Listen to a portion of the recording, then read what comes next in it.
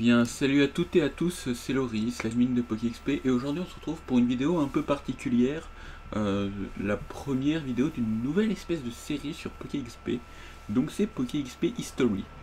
Donc, comme vous le savez, PokéXP vient de fêter ses 1 an au moment où la vidéo sort, et je me suis dit pourquoi ne pas retracer au fil du temps l'histoire de tout ce qui s'est passé en une année sur PokéXP, toutes les évolutions qu'on a eues, un peu le changelog différé de ce qu'on a fait pour pouvoir se rappeler un peu des bons moments qu'on a passés, des plus grosses faiblesses qu'on a eues.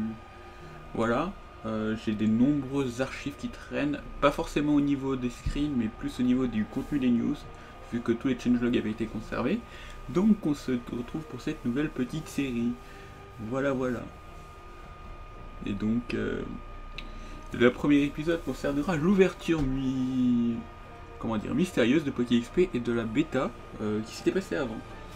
Donc pour savoir, PokéXP quand c'est arrivé, on est arrivé à peu près en septembre sur le net, officiellement. Fin août, début septembre, vu que je revenais de vacances. Et on a ouvert notre bêta ultra notre alpha ultra privé qui était connu que par une centaine de joueurs qui soit avaient été sélectionnés parmi nos rangs, soit qui ont trouvé le lien sans qu'il ait été fuité, vu qu'on n'était pas encore enregistré sur Google à ce temps-là. Ensuite, pendant ces 2 mois, on a eu beaucoup de remontées de bugs, mais ça a fait du bien quand c'était tout corrigé à la fin. Donc ces bugs avaient surtout de l'ampleur pour le jeu et ça montrait déjà qu'on corrigeait les bugs, qu'on n'était pas là à rester figé. Donc 20 officiellement, le 20 pendant ces 2 mois de nombreuses nouveautés aussi, notamment les échanges qui n'étaient pas là. Attendez, hop. Je vais juste rechercher, parce qu'il y avait un sujet sur Pokémon Trash à l'époque. Donc voilà, je l'ai pas préparé du tout cette vidéo, je suis un peu à la YOLO. Mais c'était pour avoir un petit truc et tout, pour un peu avoir des trucs sur la chaîne. Voilà, donc officiellement la bêta était sortie le 16 septembre 2014. Donc la première mise à jour concernait déjà de tout ce qui était au niveau de l'inscription parce qu'il y avait des gros problèmes. Et la première mise à jour concernait les Pokémon sauvages ont baissé de quelques niveaux, parce qu'au début on avait des Pokémon sauvages niveau 10 dans les premières zones et c'était un peu violent, donc voilà.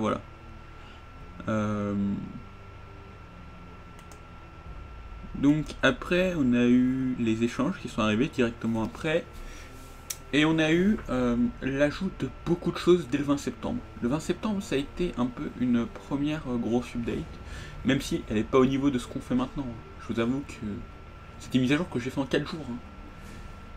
Donc le 20 septembre, j'ai enlevé les sites de la maintenance. Et donc, bon, les échanges n'étaient pas encore totalement disponibles, mais j'avais commencé à ajouter le premier système de statistiques qui était apparu sur PokéXP.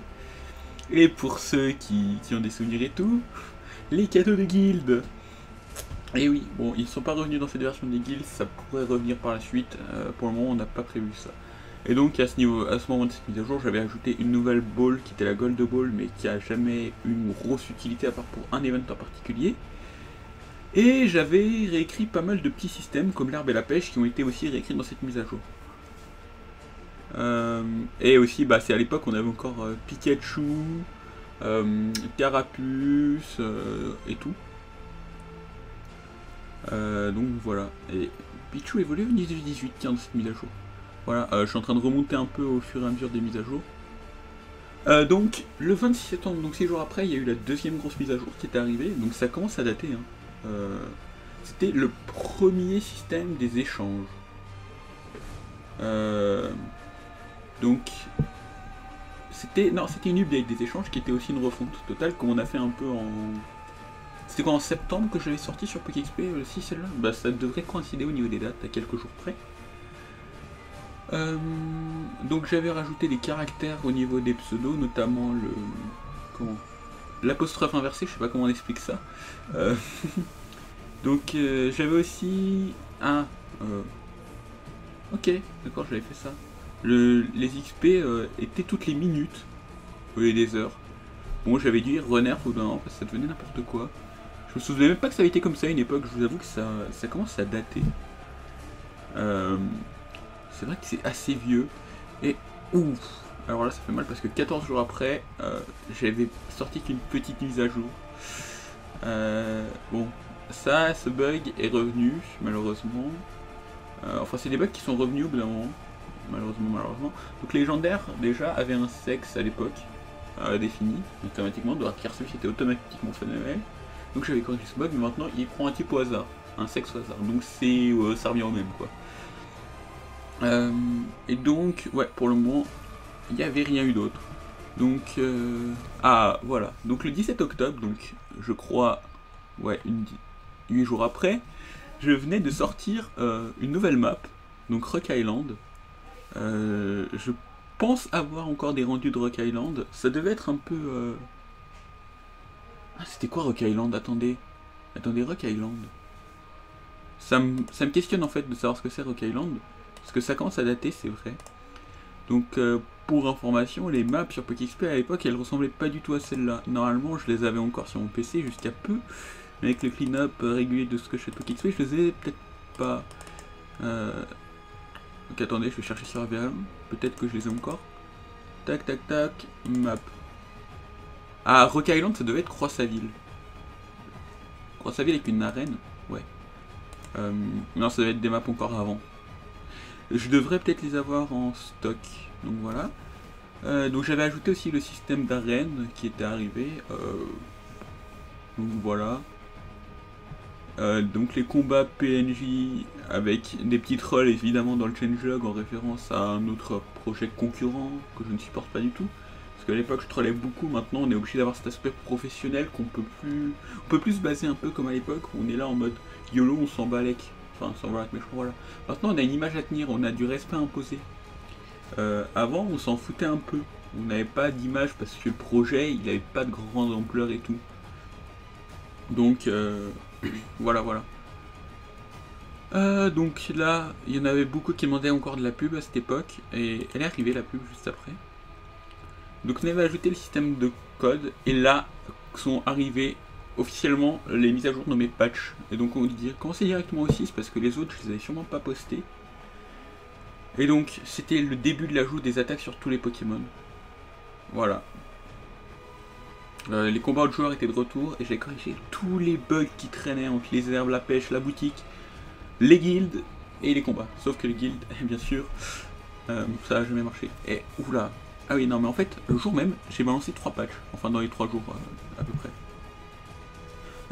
Donc, le patch 6.2, voilà, parce qu'il y a eu un 6.2, qui corrigeait juste 2 petits bugs, genre le niveau 0 et les prix à 0. Voilà. Et il y avait eu le 6.3, qui commençait à ajouter les premières commandes au chat, donc par exemple le slash help qui est peu utilisé, et le slash speak pour pouvoir mettre des messages en rouge pour les admins. Et donc on avait aussi les concours du gift code qui commençaient à arriver, voilà. Et les objets peuvent aussi être gagnés par les concours, mais ça on n'en a jamais fait parce qu'on n'a jamais pu tester en fait.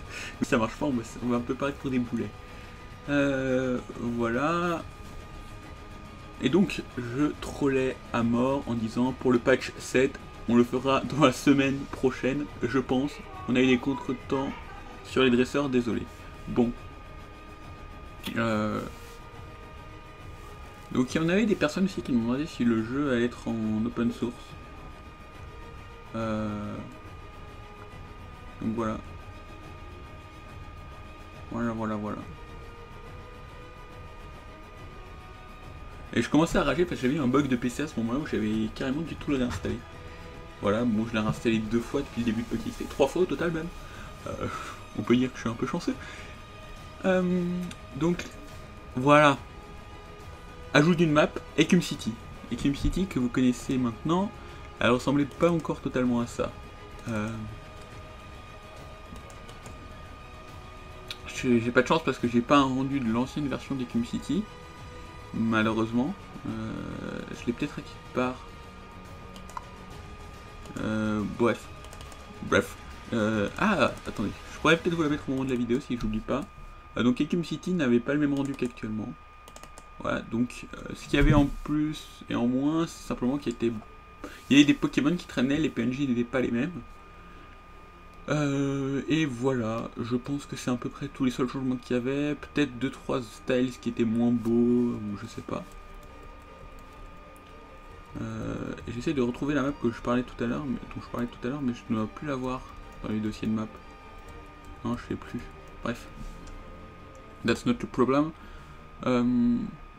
Donc voilà, après il y a eu un patch 7 bis, comme d'hab, qui corrigeait les bugs du patch précédent, et après on a eu le patch 8 qui était divisé en 2 parties.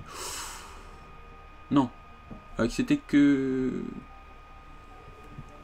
Ah non, pardon. Donc le patch 8 concernait, qui est sorti le 11 novembre, donc ça fait quand même 1 an et 14 jours au moment où je tourne la vidéo, donc je tourne le 25 au cas où, donc voilà. Donc c'est désormais la possibilité de quitter la guilde.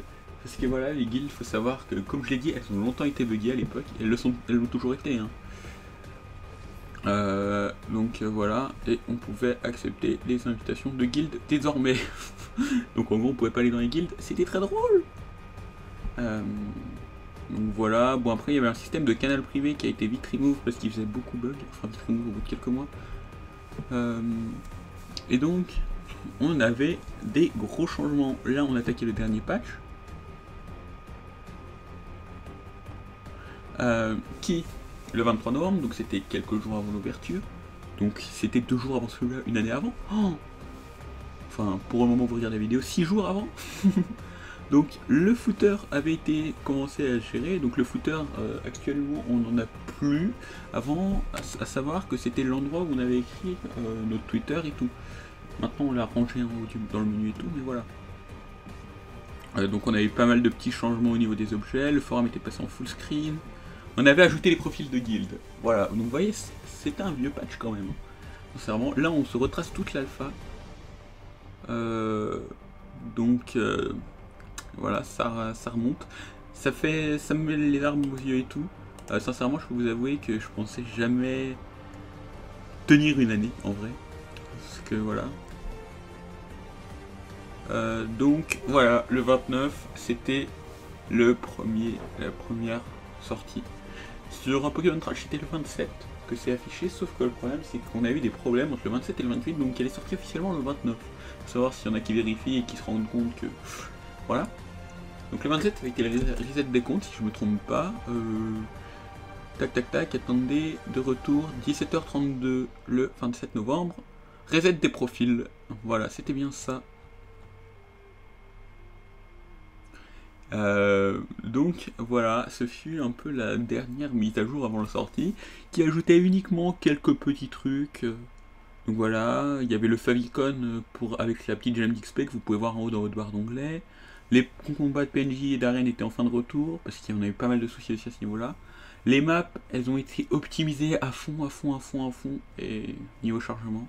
Ça c'était génial, au lieu de les charger en 2 secondes, il me semble qu'on les charger en 0,5 secondes, une connerie dans le genre. Je dis au hasard hein, les chiffres, mais c'était 4 fois plus rapide. Et donc on avait une nouvelle gestion des configs et des starters, et que voilà, c'était quand même assez lourd pour le jeu à la base, mais on a beaucoup amélioré.